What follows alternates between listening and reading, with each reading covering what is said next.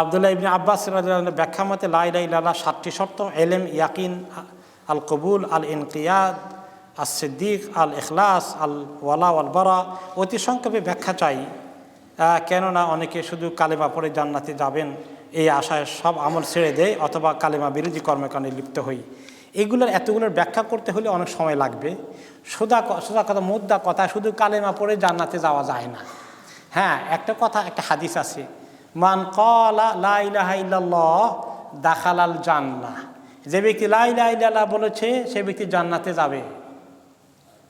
এই হাদিস শুনে এক তাবেঈ জিজ্ঞেস করলেন এক সাহাবীকে, তো এই হাদিস তো আছেই, তো আর আমল না করলেও তো চলবে। তিনি এই হাদিস তো একেবারে সোজা করে দিয়েছে জান্নাতে যাওয়ার জন্য। তিনি বললেন, হ্যাঁ, লা ইলাহা ইল্লাল্লাহ মিফতাহুল জান্নাহ, লা ইলাহা ইল্লাল্লাহ জান্নাতের চাবি, ঠিক বলেছ, কিন্তু প্রত্যেক চাবির দাঁত আছে। চাবির মধ্যে দাঁত আছে।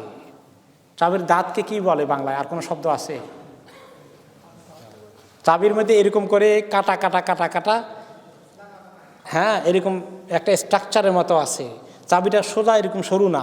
এরকম সরু চাবি হলে দরজা খুলবে না, আর খুললেও আটকিবে না, আটকিলেও খুলবে না। এটাকে আটকানোর জন্য, খোলার জন্যে এরকম ব্যবস্থা আছে চাবির মধ্যে। তো তিনি বললেন যে লা ইলাহা ইল্লাল্লাহর চাবি হচ্ছে, এটা হচ্ছে চাবি, আর দাঁতগুলো হচ্ছে আমল। এই লা ইলাহা ইল্লাল্লাহর চাবি গেলে তোমার জান্নাতের দরজা তোমার জন্য খুলবে না, আমলের সহ ওখানে আটকাই নিতে হবে। এখন হ্যাঁ, একজন মুমিন, একজন মুসলমান অসুস্থ বেডে, অমুসলিম, সেই কাফের ছিল, কিন্তু তাকে যদি কেউ বুঝাই দিল যে তুমি তো মরে যাচ্ছ কাফের হয়ে, তুমি কালেমাটা পড়ে যদি মরতে পারো তুমি জান্নাত পেয়ে যাবা। সেই বেচারা যদি কনভিন্স হয়ে যায়, কালেমাও পড়ে ফেললো, এক ওয়াক্ত নামাজেরও সময় মিলল না, জাকাত দেওয়ারও সময় মিলল না, হজ উমরা করারও সময় মিলল না, কোনো আল্লাহকে ডাকারও সময় হলো না, কালেমাও পড়ছে, মরেও গেছে, তাহলে সেই ব্যক্তি কোথায় যাবে? জান্নাতে চলে যাবে। ক্বালা লা ইলাহা ইল্লাল্লাহ দাখালাল জান্নাহ, হয়ে গেছে তার জান্নাত, মাশাআল্লাহ, তার জন্য সুসংবাদ আছে। আর যে ব্যক্তি কালেমা পড়ে 60 বছর বেঁচে আসলে আর আমল করলো না, সেই ব্যক্তিও জান্নাতে যাবে হয়তো একদিন। কবে যাবে?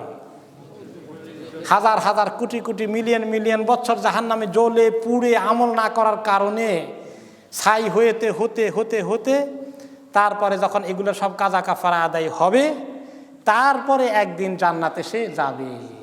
কাজে লা ইলাহা ইল্লাল্লাহ দাখালাল জান্নাহ কথা ঠিক আছে, তার জন্য একদিন যাবে। তার আগে কি অবস্থা হবে?